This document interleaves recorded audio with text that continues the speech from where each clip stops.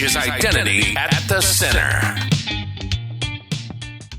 Welcome to the Identity at the Center podcast. I'm Jeff and that's Jim. Hey, Jim. Hey, Jeff, how are you? I'm good. I see that sly smile on your face. It's just, I'm very excited for this episode. We've got a great innovator in our space here today, and I want to jump right into it. What about you? Yeah, today is a sponsored episode, so thanks to our friends over at Axonius and AxoniusX. Maybe we'll kind of figure out what that means here in a second. But today is all about Axonius and kind of learning where they come through. These are sponsored episodes that we do from time to time, just to be a little bit more less vendor neutral than we normally are in our normal episodes. So with that, we've got Axonius. You can find them on the web, axonius.com/IDAC, AXONIUS.com. And with that, we've got Amir. He's the CEO at AxoniusX. So welcome to the show, Amir. Thanks, Jeff. Thanks, Jim. Great to be here. Yeah, thanks for taking the time. So I have a couple of questions I want to ask you. I'm going to ask you about your background first, and then we're going to get into some other things. So tell us a little bit about how you got into the identity access management space. Is it something that you chose, or did it choose you? Oh, well, I would say it definitely chose me, So I started my career in cybersecurity way back in 8200, as many Israelis. I then did a shift to the IT world. I'm an IT engineer by profession and did kind of a long career in IT, and then came back to cybersecurity. I was working as a CEO of a few startups. And 4 years ago, I joined Axonius to establish AxoniusX, and we can speak about that in a bit. And the first product we actually brought to market was around SaaS management. And during that, we actually encountered a lot of IAM teams that were challenged with managing SaaS, SSPM, and so on. And they actually told us, and again, we can go into more details later, they told us, look, you're already doing all those great things and great value that you bring around SaaS applications. Why don't you actually drive it also with identities? And that's what kind of got us excited about the identity management domain. And we started thinking whether we can actually create a product in that space. So that's how I got into identities.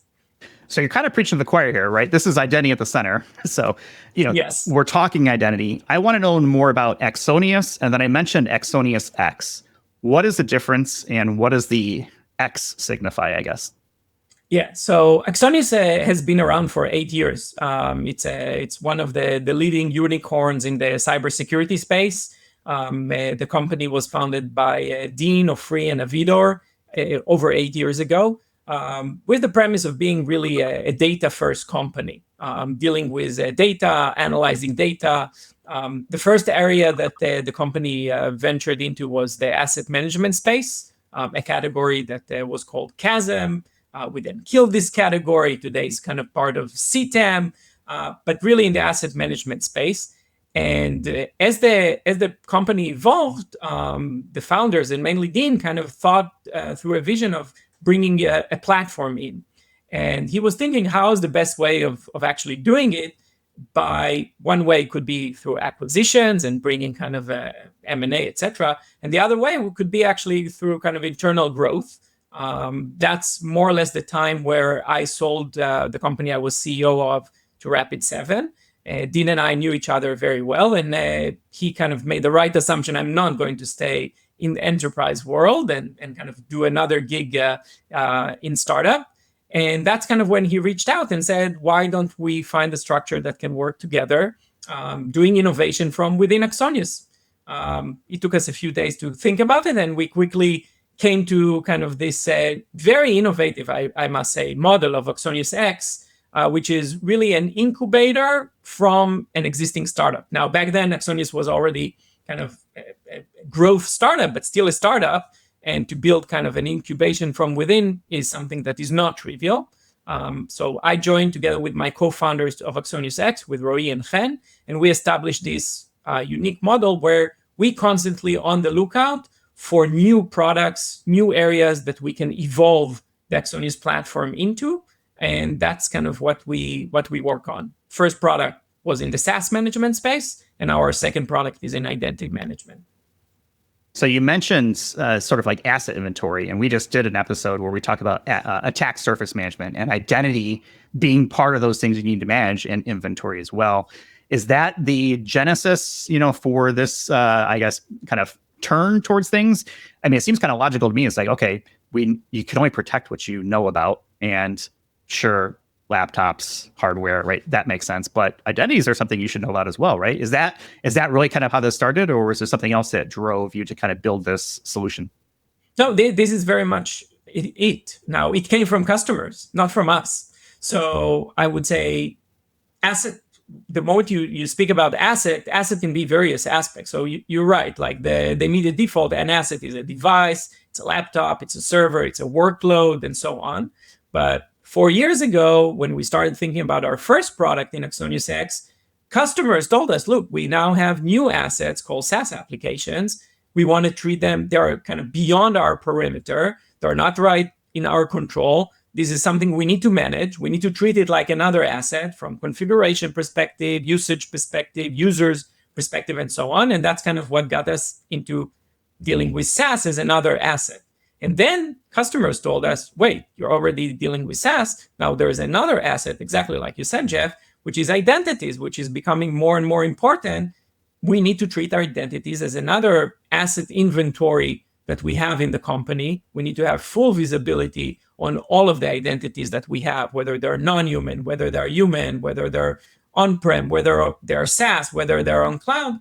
And we need to treat them as if they were another asset that is important to manage, important to see the usage of, and so on. So absolutely, the way we see identity is yet another asset that the company needs to manage.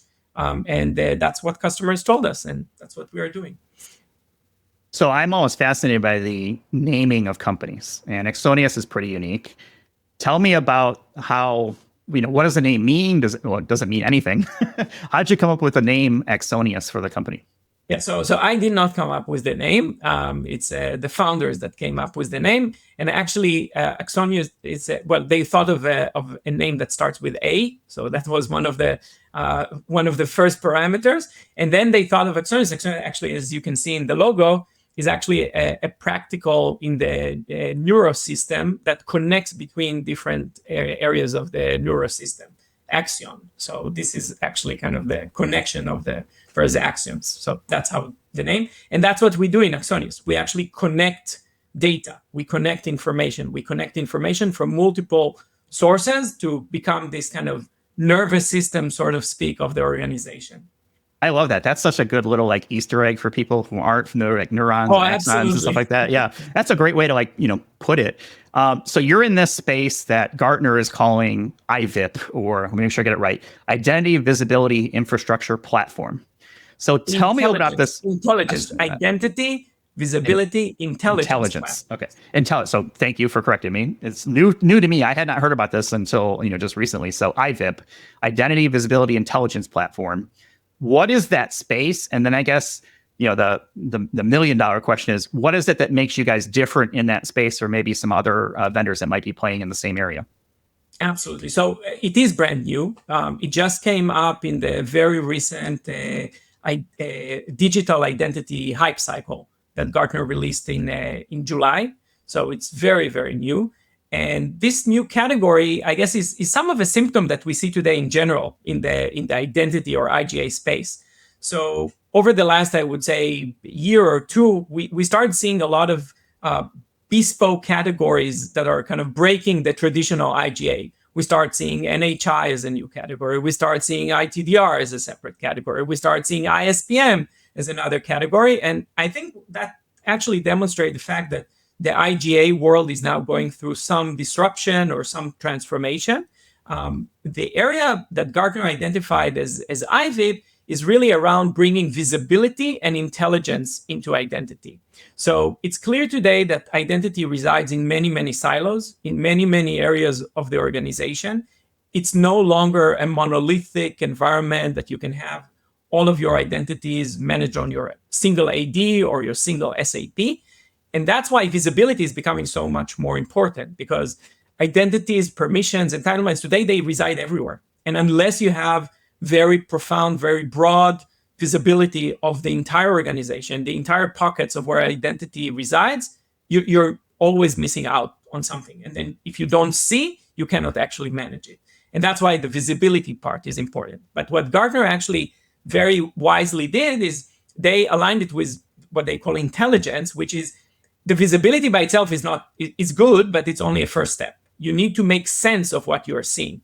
You need to make sense of the context of those permissions. For example, you need to make sense of how a single permission is connected to another one, how you can cluster them together, how you can do a much more profound role mining, how you can come with much more smart analytics and maybe kind of use of AI in terms of recommending of roles, of recommending of functionality. And that's exactly what we do in Axonius. So as I mentioned, in Axonius, we're all about data first. We bring the identity data into one single place, creating one visibility. But then we are able to actually go to the granularity of this data and drive analysis and smart recommendations, smart actions from what we are gathering in order to make sense of your entire identity lifecycle. Unlike other maybe players in this category, we also evolve from IVIP into proper IGA. So we don't see kind of IGA as a kind of a separate area. We think that through visibility, you can actually manage much better your IGA program, your IGA capabilities. And within our product, we also have like the bread and butter or the core functionality of IGA, like access reviews, like a role mining, like identity lifecycle management, and so on. So, Amir, I'd like to get into the products a little bit. And first thing I'd like to understand is kind of the why. So, why do organizations find themselves needing the Axonius product? What is the problem that they're trying to solve? I think the first problem that we saw, actually I would say two.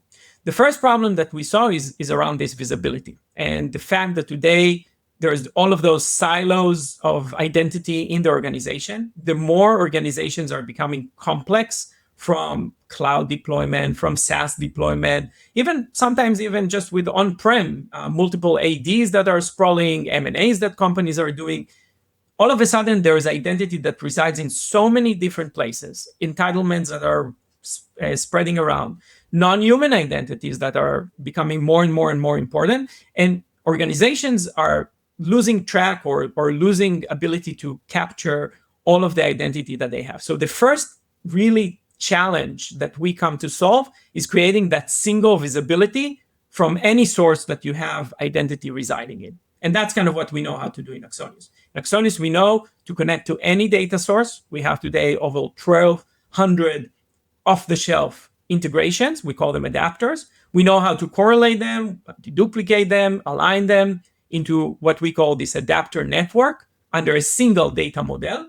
And then you get basically a single identity store where you can start driving analysis and actions from. So the first challenge is really this visibility challenge of aggregating all of the identity into one place. The second one, which is slightly tied to that, is the time to value. We see with traditional IGA solutions out there, time to value is something that is really mind-boggling. Today, an IGA program can run 12-month, 18-month, 30. I heard, even 36 months as being very, very common.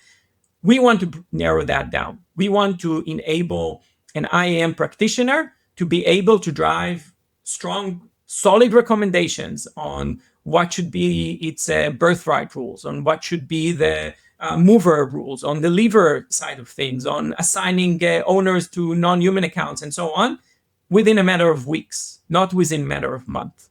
And our ability to narrow down that timeline is driven first because of those integrations. So we don't need to spend month and month of building customized integrations and connections, etc. We already have them available. We already correlate them and align them in single data place. That narrows down by a lot. And the second thing is by applying smart AI that can come actually with very solid recommendations upfront. And by that, we actually reduce substantially the time to value.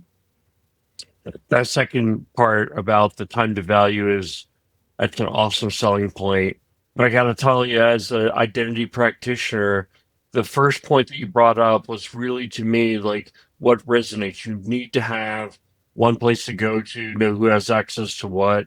I think you're looking at it from a unique perspective, which is really hyperfixating on the data. And so Correct. maybe you could dive into that a little bit further. What is it that you keep talking about data being so important? Help us understand why is that the perspective?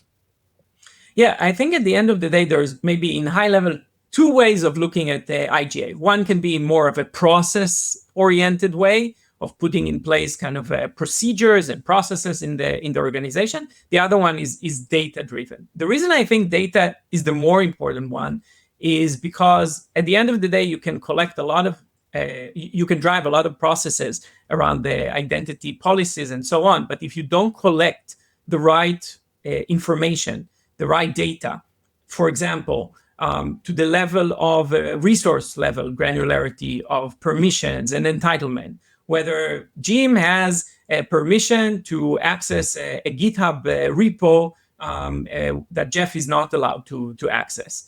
This level of granularity of access, of entitlement, of permission is very important to first have a comprehensive view of it. So you need to know of all of the permissions, all the entitlements that exist in the organization. And secondly, you need to make sense out of it in the right context. So you need to make sure that the permissions are being aligned, entitlements are being aligned, and it all stems from a data perspective and not so much from whether you have the right kind of, policy in the organization to give employees access the moment they join the company.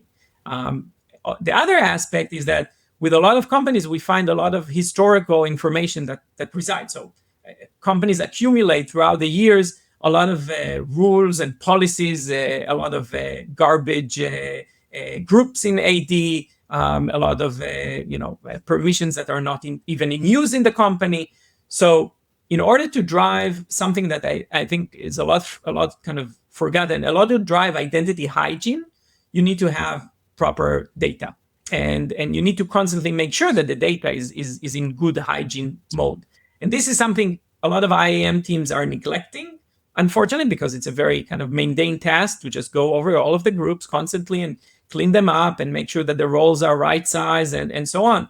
But if you accumulate all of that dust or garbage over time, then you don't see what you really need to see. You don't see the real roles that you need to manage. You don't see the real permissions that are faulty. And I think that you can only achieve when you get the data right.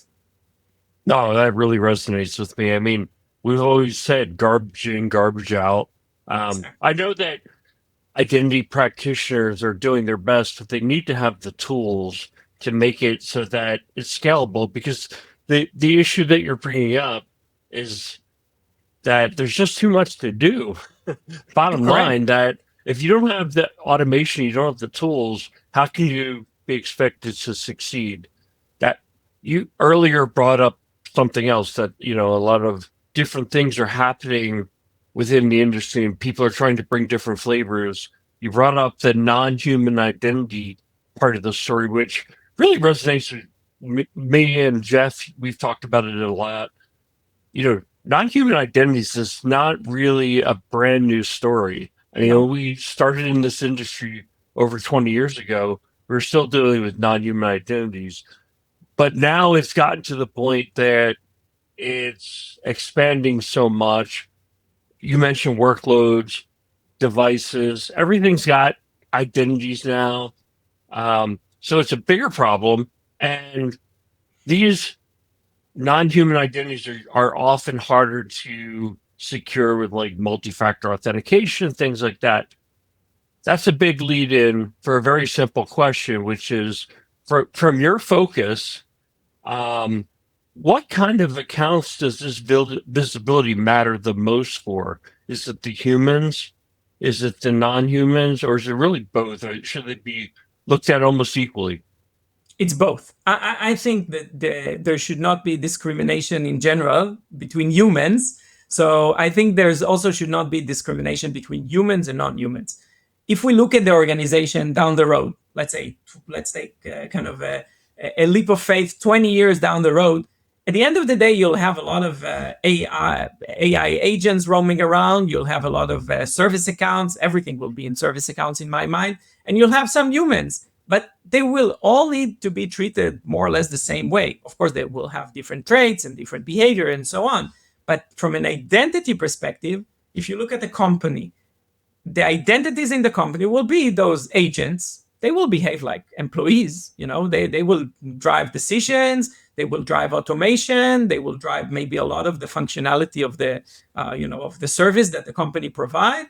You will have, of course, humans, a sprinkle of humans, and you'll have non-human identities, service accounts that all of those humans will be managing, and so on. So you cannot really kind of discriminate between one or another. At the end of the day, all of those are identities, and the shift we're seeing, by the way, today of security to be kind of identity first is all driven by that, because at the end of the day, to protect the organization, you need to protect the people or the machines that have access to data, and you need to treat them the same way.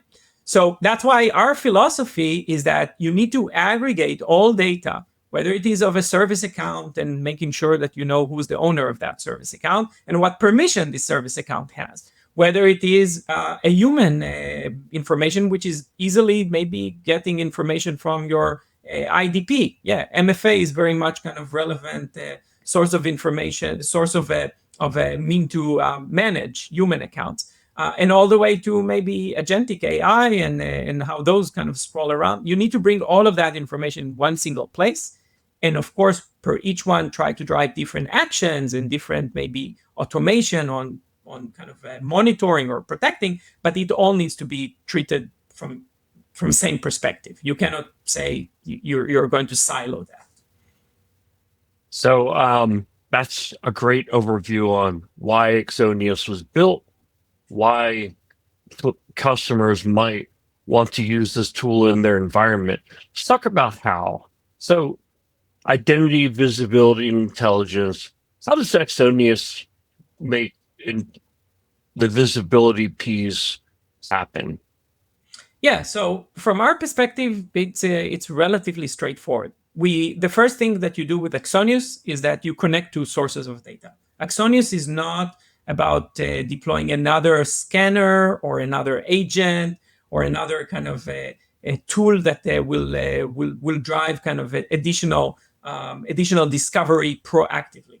The way we do the discovery is actually leveraging already the investment that was made in other tools. So we would connect to your AD, we would connect to your Okta, we would connect to your AWS, your GCP, your Azure, your Salesforce, your SuccessFactors, your you name it. Any application that has some aspect of identity to it, we drive those connectors through what we call adapters. Most of them already we have out of the box, so it's basically just putting in place the integration with the API, and you get that in.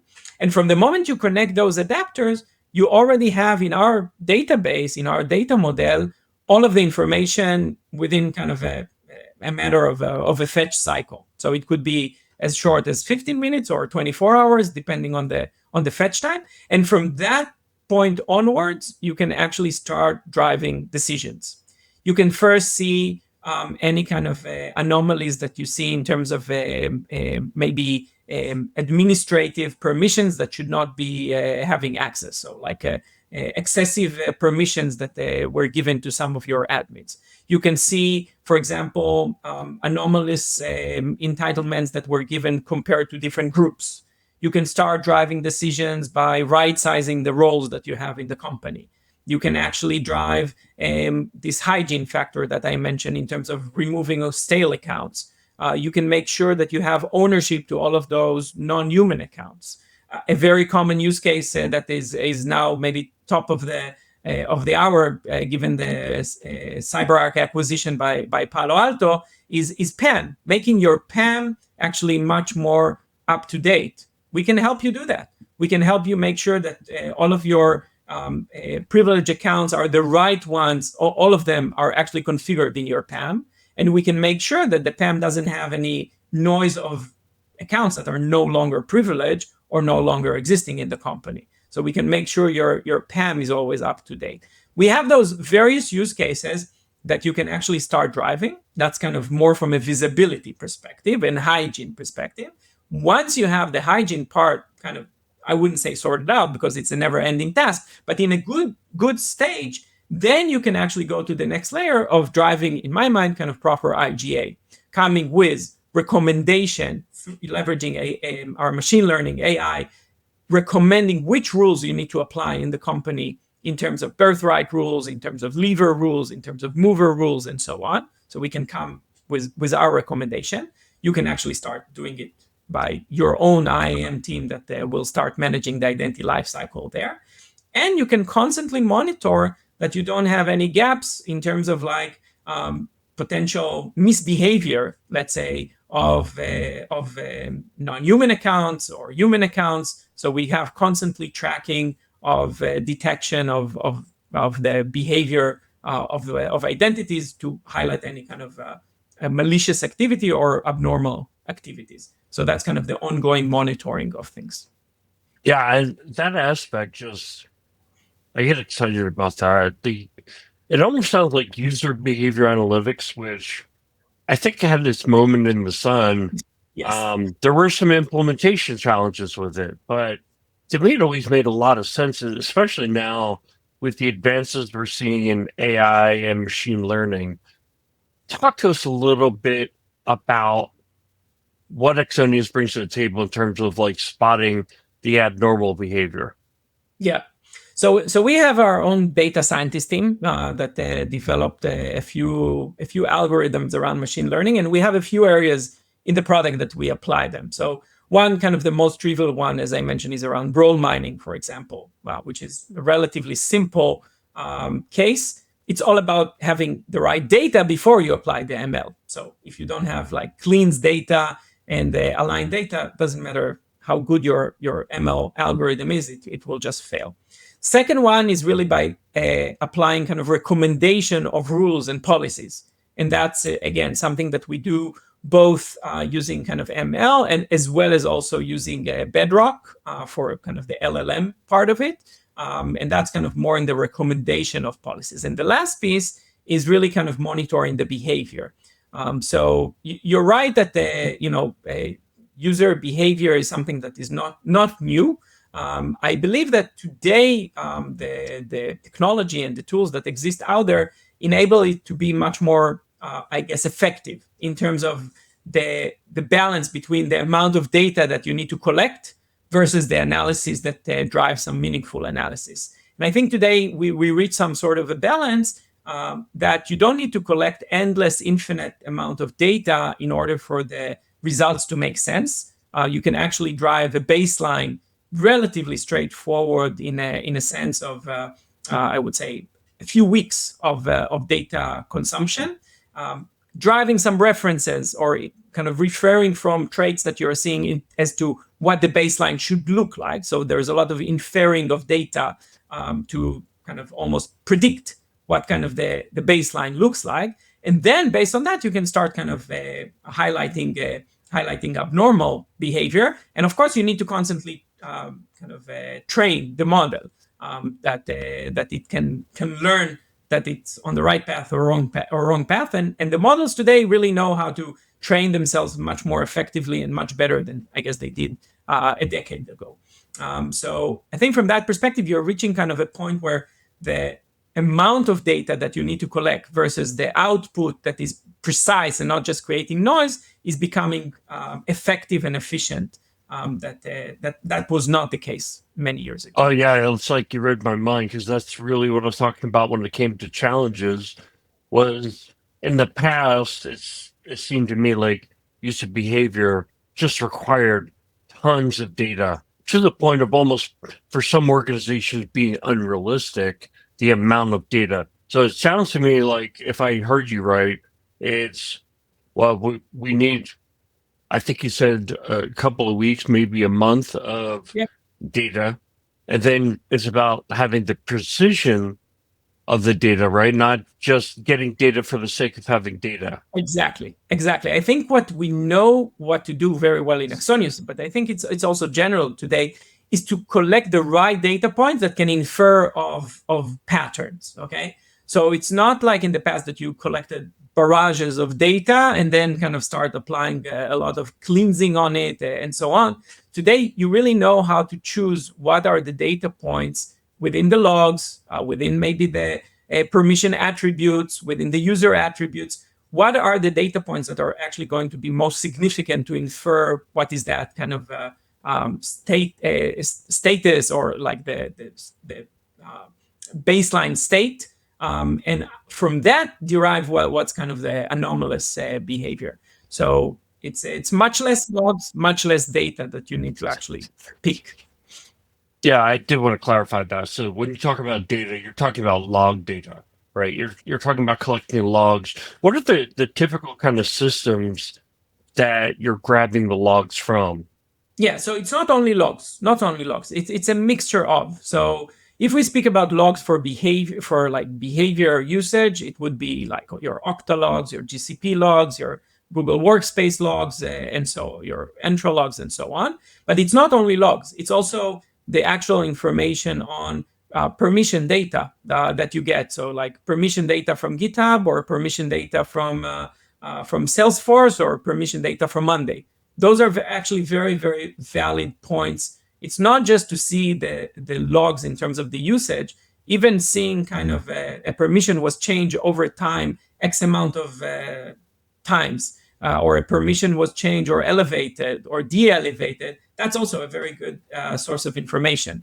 It's not just the fact that Jim now did a login or another login or another login. Yeah, that's important. So I think you explained why somebody would want Axonius. What is the business problem that they're trying to solve? You talked about how the system works and identifying that it looks like Jeff's account is doing something that normally doesn't do. So I assume at that point you're doing some kind of alerting. Like, what is the output of the Axonius system? Very, very good question. So I think what we realized at Axonius over the years is that visibility, observability is actually great. So observability, the way we define it versus visibility, is like not just doing the visibility layer, but also recommending of what it should look like. Okay, so that's kind of observability. But you cannot really stop there. You need to drive then to action. And this is something that we've invested a lot over the last couple of years in Axonius in general, in the platform of driving more actions and building our action repository, so to speak. So today we have over 400 out-of-the-box actions that we can drive from the platform. Again, there are actions that are in the targeted systems that we connect to. So for example, an action can be a decommissioning an account in Office 365. And an action can be revoking a token extension. An action can be open an alert in your Splunk, and so on and so on. So there's various kind of types, I would say, between just the email alert and all the way to a kind of a more forceful enforcement that you can drive in an application. All of that are a set of actions that you can actually trigger with workflows in Axonius. So let's take an example. A very common one is non-human accounts ownership. That's probably the most common use case that we come across with customers. They want to make sure that every non-human account has an owner 100% of the times. So if Jeff now has 5 service accounts that he is responsible for, tomorrow morning Jeff is moving to another section of the company, and now no longer he is responsible for any service accounts. What do? You have those like headless service accounts that are spinning around. Nobody is taking ownership. You want to make sure that immediately at that point of time there is an assigned ownership to somebody else. Let's say Jim is the kind of super uber admin in the company, and maybe by default every time there is an admin that is moving, that those service accounts immediately roll over to Jim. You can have an easy workflow that constantly monitors for anyone leaving, changing, deassigned, etc. from specific service account in AWS. And the moment it happens, this account is automatically assigned to Jim. We drive the action in AWS that now the new admin of that service account is going to be Jim. That's a very, very kind of easy example. But it can get more complicated than that. It can be kind of workflows that are around movers, for example. So people moving from one department to another, revoking all of their permissions by default, or actually giving a grace time of not revoking their permissions and waiting and maybe raising a ticket or opening kind of an alert to the manager and so on. Amir, I'm imagining that our listeners or people checking this out on YouTube, it's a lot to absorb because it seems like Axonius really does. It's almost like a Swiss Army knife. You've got the intelligence, you get the visibility in the intelligence, you've got traditional IGA tools to manage your environment. But on top of that, you have this detective functionality to see when accounts have potentially been compromised and start to take action on that. How many years does it take for a client to roll out Axonius? Yeah, so actually you used a very common, and we hear this Swiss Army knife every time, and we didn't speak about it even when we prepared for this. So Swiss Army knife is something that we keep hearing again and again from customers because, like you said, I think the breadth of functionality that exists in the Axonius platform is really unbelievable. Now, to some extent, we actually want to make sure that it's a very, let's say, easy to use Swiss Army knife. Okay, so it would be very intuitive for a customer to know which, like a wine screw bottle to open and which specific knife to pull out of this Swiss knife, and not be puzzled by too much functionality and too much richness. And the way we do it is first, we're now applying AI within the platform, okay, of kind of recommending, so kind of more this agentic AI concept of asking a question and getting kind of the result and helping you navigate through. Plus, also, we have a very, I would say, relatively intuitive and simplistic UI and UX ability that we applied, especially in IGA. I think it's super important. And when we looked around to the existing IGA products out there, existing IGA tools out there, I must say a lot of the UX that we found was very choppy, very kind of convoluted and very not intuitive. And that's why we put ourselves as a mission to make sure that it's very easy to use. So you can become an expert on Axonius, of course, endlessly. There's always more room to learn and more room to do. And especially if you connect more data, then of course each new data source has new aspects that it adds to the mix. So as the more information that flows into Axonius, the richer it gets. So that's why it's almost endless how much you can become an expert. But I would say that with most of our customers, first we have our own kind of technical account managers that support customers during the onboarding and make sure that they're acquainted. We have also a lot of partners that they run very kind of rigorous training and certification programs. But as a user, I believe within a matter usually of a month, a couple of months, you can easily kind of be a self-sufficient kind of expert, so to speak. And the moment you want to do something more complex, or of course, we more than welcome the moment you see kind of a gap that we need to address, we actually welcome that input to work and achieve that with our customers. Right. So it seems like kind of getting off the block, you can do relatively quickly. I'm wondering with your clients or your customers, how, where they normally start. So Jeff and I have been consultants for a long time in this identity space. We often use the term "don't boil the ocean," right? Correct. Like, don't try to. Axonius is a Swiss Army knife, but don't you try need to to learn do how. it. Yeah. You need to open a wine bottle, use the corkscrew, and leave the other things till phase 2 or whatever. Where do your clients? How do they usually start? So I think actually going back to this new category that Gartner created called IVIP, I think that's actually a very, very good place to start with Axonius. So creating this kind of visibility intelligence, making sure that you have the initial data sources connected. So kind of maybe a dozen or 20 initial data sources that are the most important ones for the organization connected. creating that first initial visibility, unified visibility within their organization, and start driving intelligence there. I would say that's probably where I would start. Most likely in the identity hygiene side of things. I think that's where you will start kind of driving very immediate value out of, off the shelf kind of. Within the first 2 months, you will achieve identity hygiene that would have taken you years to achieve without something like Axonius. And from there, actually start kind of defining your own kind of roadmap into areas that are important for you. For example, you want to tackle non-human accounts because that's kind of the new danger or the new risk that you associated in the company. Or you want to drive, as I mentioned before, this PAM enhancement. We see that very common actually with customers these days. So you can start there.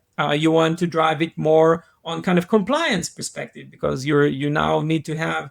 Just the other day, we had a prospect saying, I need to meet my SOX in December, and I must have a basic IGA program running by December. Yeah, so that's kind of a good compelling event to drive kind of compliance. Make sure you have your access reviews. That may be the first thing that you want. So it really differs from one area to another, and I think that's kind of the value of Axonius, that doesn't matter what's kind of the immediate use case that you want to achieve. The moment you get this visibility intelligence in place, you can then start navigating per your own need within your own organization as to what's the next step and the following step that you want to take forward. How do your customers measure the value they get out of your solution? So one very easy area that we've heard from a lot of customers is by reducing the amount of cost that they need to have on their identity, on their IAM program. So the amount of hours that some are measuring, for example, by the amount of tickets that they need to manage, the IAM tickets, and that reduces significantly. Another one can be by the amount of time that it takes to drive an audit, a compliance. So our ability, for example, to drive very, very efficient access reviews, recommending actually managers what to approve, what to disapprove, and so on. That actually makes it much more efficient and reduces the time for an audit. Another aspect, of course, is just by the fact that some companies need to have an IGA as robust as can be IGA program in place, and with Axonius they can achieve that in a matter of months. We just kind of had a customer out of Georgia. You mentioned Georgia before, so out of Georgia that actually had to put an IGA program in place. They were managing their IGA manually for many years, like trying to do a lot of open source and scripts and so on. And they outgrown, as a company, they already scaled up and they outgrown that. And their KPI was to get to an IGA program by the end of the year. Make sure that they have a full identity lifecycle and so on. And I'm proud to say that with Axonius, it didn't take a year; it took like a quarter in order to achieve that. So that was a very kind of strong KPI they were able to meet. So you're tackling one of the hardest parts of anything in identity, which is that visibility part, right? Collecting, correlating, and saying, okay, here's Jeff and all the X number of accounts, no pun intended, that I have, Yes. Across the environment. Where does it go from here? Because you mentioned things like IGA, and I've always thought of IGA as sort of the center of the universe when it comes to IAM, right? It's the thing that typically would collect, here is Jeff, and then here are all the systems that are connected to it off the different spokes. Where do you see Axonius going from here? Is it being that sort of source of truth for maybe not just identity, but other assets and other things that your platform consumes as well? Or how do you see that taking place? Yes, absolutely. So Axonius, at the end of the day, is a system of records. We're a data company. What you can drive as the nirvana of a data company is really to be a system of records and the source of truth for the organization. So we've already, in many organizations, are currently the source of truth in the kind of traditional asset world. And they go to us as their source of truth for all of their physical assets, cloud assets, and so on. In many organizations, we're the source of truth for anything to do with SaaS in terms of configurations, etc. And absolutely also in identities, that's what we want to achieve. We want to be the source of truth this system of records for many others. One of our advisors, when we were starting to think about identities, he was actually an advisor for us also on the SSPN side of things. And when we told him that, look, we are actually exploring identities, etc., and he said, "Are you really sure you want to do that? That's very, very hard to do." And we asked him, why do you think it's very? He said, because you will become, you need to take upon yourself to become the source of truth for identities. It's like, that's a very kind of challenging task to take. But then he continued in saying, but if there's any company I believe can do that, you already kind of proved that to me that you can do it in the asset management space and now in the SSPM space. So if there is a place that you should go to, is that. But be prepared; it's going to be very, very hard. And we like doing hard things, so we took the challenge. Well, I ask my question all the time, like, why am I an identity? And you're totally right. Because there's always something that comes along. That source of truth is such an important part, but that's really only like half the equation in my mind. So that's great to collect all those data. A lot of companies collect data. The question after that is, okay, well, what do we do with it? Right? Is there automation? Are there insights we can drive? Right? AI is kind of, taking the forefront here of being that thing. But how do you look at automation of that data? Because it's one thing to discover, it's another thing to action. Absolutely. So as I mentioned before, visibility and observability is just kind of the first step.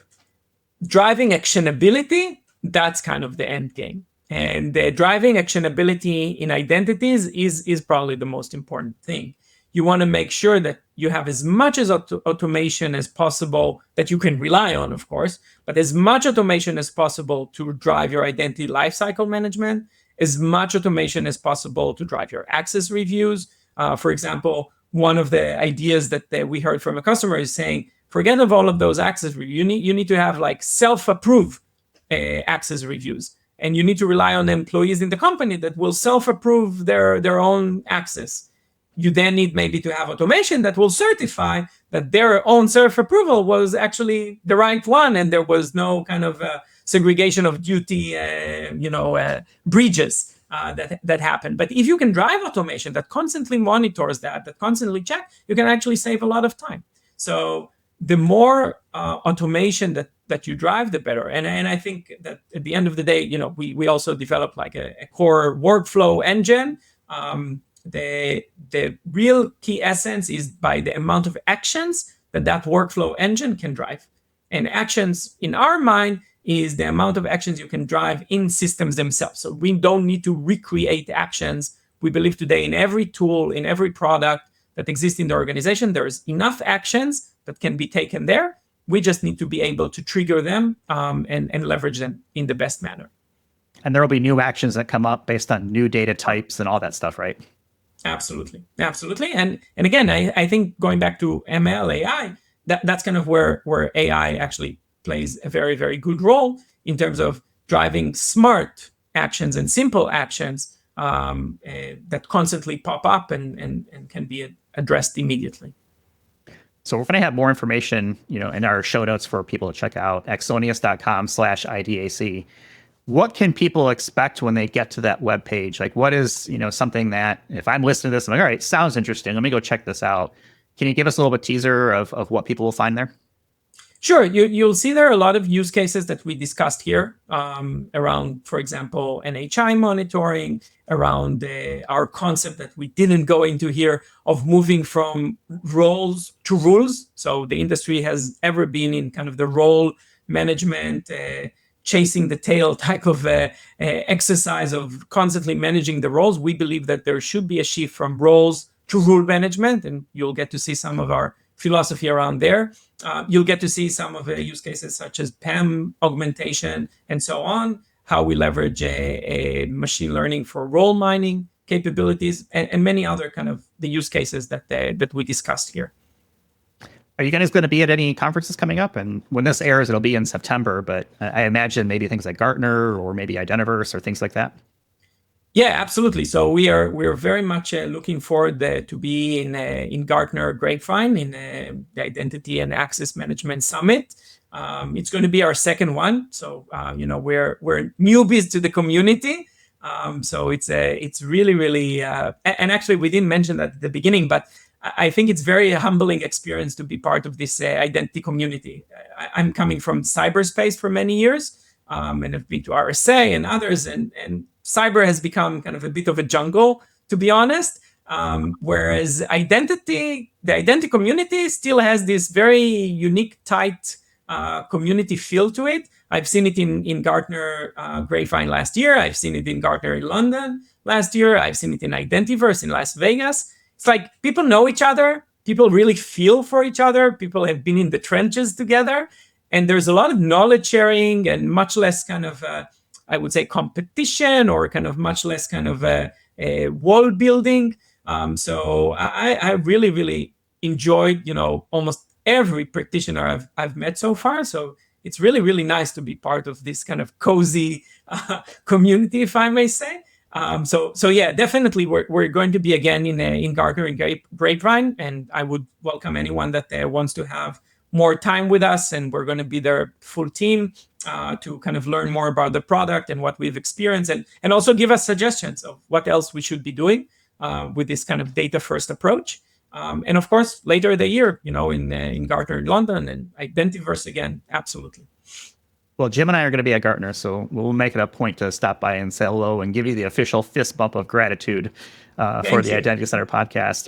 I want to wrap up the conversation here with a little bit sort of non-IAM kind of talk here. We were talking as we kind of got prepped for this session that you got into skiing, and you also have some kids. And I'm wondering, do your kids ski? First of all, that's the first question. Do your kids ski yet? Yes. So both of my daughters ski. I have a 4-year-old daughter and a 7.5-year-old daughter. The 4-year-old daughter started skiing last year. So for somebody from Israel, that's not normal. We don't have a lot of snow in Israel. But yeah, I made it as a kind of as a mission to make sure that my passion and hobby I can enjoy with my daughters. I like enjoying stuff with them and having the experience with them. Speaking about identity, I like kind of seeing how their identity is being built, over the years. And for me, skiing is part of my identity, and I'm still waiting for the time where I can be on the slopes together just with the two of them. And but it's great to see how they first they love the snow, which was like the first fear I didn't know how they will take. And secondly, they actually kind of enjoy the challenge of learning something new that is not very common, and it's like their thing. So that's a very, very nice thing to see. So I've never been skiing, and I feel like I would probably be on the 4-year-olds level of teach me how to ski. Like, what is a pro tip for people out there that are either like me, never been skiing before, or have younger children? Was there like a tip or something that you can give people to say, hey, here's how I would start? I think the first thing is like forget about like most people fear about kind of the moment you're on the skis and you don't have the regular control that you have over your feet. You need to just go with the flow. Okay, so don't be afraid to fall. Actually, falling is great. The earlier you fall, the better, because then you know what it is. So like I encourage my daughters to fall actually, because the moment they fall and they know how to get up, that's good. It's kind of like in innovation. You need to fail fast. So I would say that's probably the best advice, to fail fast. So to fall early, and kind of that removes the fear away, and then just go with the flow. Like your legs will let you will take you on. Don't worry. Is there a dream skiing trip that you'd like to take with your kids? Oh, absolutely. Yeah. So the place I enjoyed most skiing in, which is like phenomenal, I advise any ski lover to go, is in Hokkaido in Japan. You ski on a volcano. You have powder snow almost all year round, like all season round. Beautiful views. It's not as high, but beautiful, beautiful views. Then at the end of the day, you end in an onsen, which is a hot spring. Which is another experience. And I love Japanese food, so you have best Japanese food that you can dream of. So yeah, my dream is really taking my daughter. And actually we went with our daughters to Japan last year, and they love Japan. My young girl the other day was at camp, and she did the cupcake, and she came back and said, "See that? You see what did I draw here?" And I told her it's a mountain. She said, "No, it's not a mountain. It's Mount Fuji." I want to be back there. So yeah, they love Japan. So definitely going skiing in Japan, in Hokkaido with my daughters, that will be a dream come true. That sounds great. I mean, obviously it made an impression if they're drawing drawing pictures of mountains of that. I've only been to Japanese airports. They keep talking about Japan almost every other day. That's a bucket list spot for me. Jim, have you been skiing, Jim? I think I might have asked you this before. Yeah, I've skied a few times. But I consider myself a beginner or someone who sucks at it. So I can really give you tips. First off, I think Amir's right. You're going to fall. Just wear a lot of padding. And don't try to go skiing in like blue jeans and like you got to get ski pants because otherwise you end up wet and cold. And then it's just like a bad experience. So if you're going to do it, I say make the investment, get good ski pants, a good ski jacket so you're not cold the whole time. And then, so my number one tip would be take a lesson. Even if you're in your 50s or even older, it might be kind of embarrassing to be there with Amir's 4-year-old, but or see she might be teaching it fly by you as you're taking your lesson. Who cares? Just suck up your ego and do the lesson. Not at all. That's exactly what my wife did a few years ago. So when we got married, I told her, too bad, you have to learn skiing. That's what we're going to do every winter. And actually, yeah, she took a lesson. She was already old. She took a lesson, and actually, she started at the beginning. She was cursing me, but now she's starting to get the hang of it, and she loves it. Yeah. Jeff, you're going to have to edit that out because Amir just called his wife old and it's good. This episode is going to live on the internet forever. And I don't want the poor guy to get in trouble. So you're absolutely right. That. Maybe we'll use AI to overdub it with experienced or something like that. Right. Yeah. Sure. Wise. Right. Something that's like that. Those are good tips. The other thing I think I like about skiing is you can be totally anonymous if you want to do it. Right. So if you are sort of in that self-conscious, you can throw on a ski goggles and a hat and no. I would put on the old Groucho Marx glasses with the fake mustache and the big nose just to be clear, that kind of thing. So Jim, you mentioned wearing the ski pants. As a Chicagoan, that for almost my entire life, I'm thinking shorts and a hoodie, right? Something like that. That's the official winter gear of a true Chicagoan, I feel like. Yeah, but a true Chicagoan is not falling in the snow every 5 minutes. So you do what you want. All right, let's go ahead and leave it there for this week. Amir, thank you so much for spending time with us and getting us up to speed on Axonius. We're going to have a bunch of links in our show notes for people to check out. We'll have a link to your LinkedIn profile so people can reach out with either questions about that or skiing or whatever it may be. You can visit them on the web, axonius.com/IDAC. There'll be some more information right there. Again, that'll be a link in our show notes. And I think that'll do it for us. Visit us on the web, idacpodcast.com. Show support, subscribe, do all those fun things to share out with people so we can get great guests like Amir to come back and share more stories with us. So with that, we'll leave it for this week. Thanks, everyone, for watching and or listening, and we'll talk with y'all in the next one. You've been listening to Identity at the Center. We hope you've enjoyed the show. Make sure to rate, and review, and we'll be back soon. But in the meantime, hit the website at identityatthecenter.com. See you next time on Identity at the Center.